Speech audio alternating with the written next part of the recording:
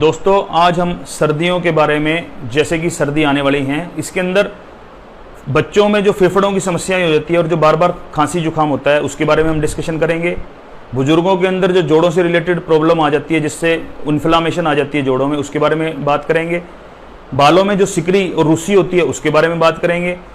AD के अंदर जो एडी फट जाती है लोगों की, उसके बारे में बात करेंगे। और एडी के अलावा जो हमारी स्किन के अंदर जो सिकुड़न आ जाती है, जिसकी वजह से हमारी जो स्किन है ड्राई हो जाती है, उसके बारे में बात करेंगे। इसका क्या कारण है, क्या इसका निवारण है, क्या इसका घरेलू उपाय हो सकता है, और इसके अंदर क्या हम आयुर्वेदिक दृष्टिकोण से क्या कर सकते हैं। किस तरह से सर्दियों के आने से हमारी चमड़ी पे क्या असर पड़ता है, सर्दियों के आने से हमारे पाचन सिस्टम पे क्या असर होता है, सर्दियों के आने से हमारे जो भी जितने भी ज्वाइंट्स हैं उन पे क्या असर होता है, या हमारे फेफड़े जो हैं उन पे क्या असर होता है। इन सब बातों को आज लेके मैं आपके बीच में आया हूं।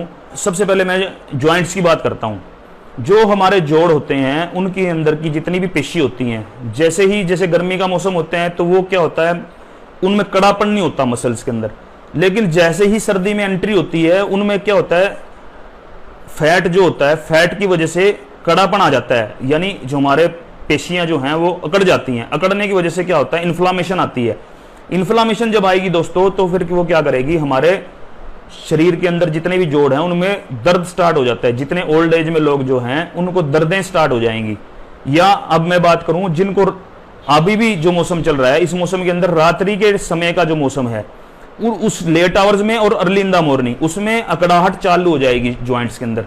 तो आपने क्या करना है दोस्तों, उससे बचाव के लिए घरेलू उपायों में सबसे बढ़िया तरीका क्या है, आप तिल का तेल गर्म कर लें और उस तिल के तेल को आप अपने ज्वाइंट्स के ऊपर हल्की हल्की सी उनके ऊपर रबिंग करें। जब आप रबिंग करेंगे तो उसके अंदर दोबारा हमारी जो पेशीज हैं जिसके अंदर अकड़न आ गई है, वो अकड़न दोबारा ढीली हो जाएगी और आपके जो जोड़ हैं जिनके अंदर अकड़न की वजह से जो दर्द था वो दर्द आपका चला जाएगा।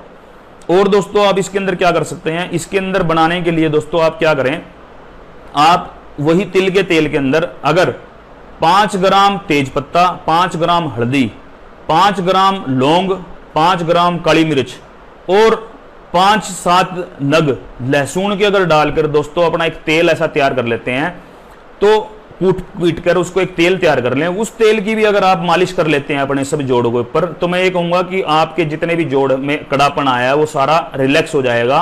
इवन जो लोग जवान हैं और जो एक्सरसाइज करने के बाद कईयों को थकावट महसूस होती है, या कई मेरी बहनें माताएं जो घरों में रसोई में काम करती हैं, सारा सारा दिन खड़ी रहती हैं, उसके बाद या जिनको डेट के बाद मैंने देखा है कईयों को इवन टांगों में अकड़न जकड़न ये रहती है, तो उन लोगों के लिए भी एक रामबाण तेल है ये जो मैंने बताया है। ये तेल की अगर वो मालिश कर लेती हैं तो बहुत कारगर होता है।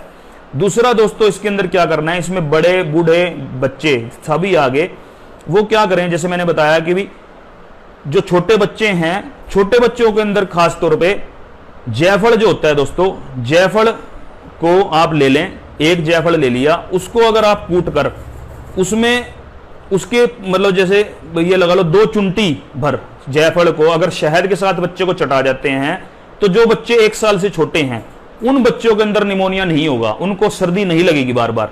और उसके अंदर अगर उसको और इफेक्टिव बनाना है तो उसके लिए आप उसके अंदर क्या करें, काली मिर्च ले लें, लौंग ले लें, उनको भी जायफल के साथ कूट कर आप मतलब 2 चुंटी भर ये सारा पाउडर ले लें और उसके अंदर 1 चम्मच शहद के साथ अगर उस बच्चे को चटा देते हैं तो उसको सारी सर्दी, छाती नहीं जाम होगी उसकी, और उसको बच्चे की मतलब आपका बच्चा सारी सर्दी ठीक रहेगा। और ऐसे ही जो बुजुर्ग भी हमारे घर में हैं जिनकी अंदर मतलब बार बार खांसी की जिनको दिक्कत रहती है, उनको सौंठ, काली मिर्च और पीपल, इन तीनों चीजों को अगर वो पाउडर बना लेते हैं, पाउडर बनाने के बाद अगर वो शहद के साथ 1-1 चम्मच चाटते रहते हैं तो सारी सर्दी वो बिल्कुल फिट रहेंगे। और दोस्तों इसके अंदर और क्या कर सकते हैं, आप चाय आप जो आप बनाकर पीते हैं उस चाय के अंदर आप अगर तुलसी, काली मिर्च, लौंग, इन तीनों चीजों को अगर आप चाय के अंदर भी नित्य प्रतिदिन अगर आप डालकर इसका काढ़ा टाइप के बनाकर पीते हैं तो आपको किसी तरह की सर्दी, खांसी, जुकाम जो सर्दी में आम लक्षण होते हैं ये कभी भी नहीं पकड़ पाएगी। अब बात करते हैं दोस्तों स्किन की। जैसे ही हम गर्मी से सर्दी में प्रवेश करते हैं, जैसे मैंने बताया हमारे जोड़ अकड़ जाते हैं, ऐसे ही हमारी जो चमड़ी होती है दोस्तों, वो चमड़ी भी हमारी सिकुड़ जाती है, क्योंकि ठंड की वजह से सिकुड़न पैदा होती है। जब वो सिकुड़ेगी तो क्या होगा दोस्तों, जो उसकी अंदर की चमक थी चमड़ी की वो चली जाती है और हमारी चमड़ी ड्राई हो जाती है, और हमारी जो स्किन है वो ड्राई हो जाती है। तो उस स्किन को ठीक रखने के लिए क्या करना है दोस्तों, बहुत ही सिंपल और आसान तरीका क्या है, जैतून का तेल। हमारे आम घरों में, सबके घरों में जैतून का तेल होता है। अगर आप रोज रात को सोते हुए जैतून के तेल की अपने पूरी बॉडी के ऊपर हल्की हल्की रबिंग कर लेते हैं तो आपकी स्किन जो झुलस मतलब सिकुड़न जो पैदा हुई है वो सिकुड़न आपकी ठीक हो जाएगी। और दोस्तों क्या करना है, इसके अंदर आप कपूर ले लें, कपूर के अंदर गोले का तेल मिक्स कर लें, या कोकोनट ऑयल बोलते हैं जिसको, गोले का तेल को। कोकोनट ऑयल और कपूर, इन दोनों को अगर मिश्रण बनाकर कपूर को कूट लें, कूटने के बाद आप गोले के तेल में मिक्स कर लें। और जहां मैंने ये भी देखा है कि भी कई बार क्या होता है, गिल्लेपन की वजह से कईयों को लाल लाल लाल तरह के दाने हो जाते हैं, जंघाओं पे हो जाते हैं और बॉडी पार्ट पे हो जाते हैं। तो उस पार्ट के ऊपर अगर आप इसको लगा देते हैं, इस ऑयल को बनाकर, इस बाम को, तो आपको स्किन से रिलेटेड जो भी दिक्कतें आएंगी, जो सीजन चेंज से, वो आपकी सारी ठीक रहेंगी। जैसे कि दोस्तों मैंने अभी आपको बताया था कि सर्दी जब भी में हम प्रवेश करते हैं तो आप एक खास ध्यान रखें कि भी सर्दी के अंदर देखो सूर्य देवता कम प्रकट होते हैं, यानी हमारे को सूरज देवता के दर्शन नहीं हो पाते। ऐसी स्थिति के अंदर आप जब भी धूप निकले, एक तो धूप में जरूर बैठें, क्योंकि उससे हमारे को विटामिन डी मिलता है जो हमारी स्किन और हमारी हड्डी दोनों के लिए बहुत इफेक्टिव होता है। क्योंकि स्किन और हड्डी दोनों के में जब विटामिन डी बनने का जो मेन स्रोत है वो यही है कि जब सूर्य की किरणें हमारी चमड़ी पे पड़ती हैं या स्किन पे पड़ती हैं, वहीं से ही हमारा कोलकैल्सिफेरॉल बनता है। कोलकैल्सिफेरॉल का मतलब होता है विटामिन डी का बनना। तो उसी से ही हमारी हड्डी को ताकत मिलती है। तो अगर मान लो दोस्तों हमें नहीं मिल पा रही वो, तो उसके लिए आप विटामिन डी के शैशे भी ले सकते हैं जो कि बाजार में उपलब्ध हैं। और मैं ये कहूंगा कि दूध आप हमेशा डेली लें, क्योंकि दूध में भी विटामिन डी और कैल्शियम प्रचुर मात्रा में होती है। और दोस्तों इसके अंदर एक और खास ध्यान रखना है, मैंने देखा है कि भी जैसे ही सर्दी में हम एंट्री करते हैं, जुकाम की एक बार बार होती है लोगों को, तो उसमें क्या करना है आपने दोस्तों, जल क्वाथ एक हमारा एक काढ़ा टाइप का बन जाता है। जल क्वाथ कैसे बनेगा दोस्तों, 200 ml पानी को गर्म कर आप इतना उसको बॉयल करना है कि वो 50 ml बन जाए। उस क्वाथ को भी अगर आप पी लेते हैं तो आपको जल्दी से जुकाम पकड़ेगा नहीं। और अगर आप स्टीम ले लेते हैं, भाप ले लेते हैं, तो आपको जो भी साइनस ब्लॉक हुए हैं हमारे, वो साइनस आपके खुल जाएंगे। और गाय का जो घी है अगर उसको गर्म करके थोड़ा सा नवाया अगर नाक पे टपका लेते हैं आप, बच्चे हैं, बड़े हैं या आप खुद भी हैं, तो आपको पूरी सर्दी जुकाम खांसी के लिए मैंने जैसे बताया है किस तरह से करना है, ये सब चीजों से आप फिट रहेंगे। और इसके अलावा दोस्तों आप क्या करें, दूध ले लें, दूध के अंदर कच्ची हल्दी हो तो कच्ची हल्दी, नहीं भी है तो आप सिंपल हल्दी को एक चुंटी भर अगर हल्दी अगर रोज आप पका कर ले लेते हैं तो आपको मतलब सर्दी आपको जल्दी से सताएगी नहीं।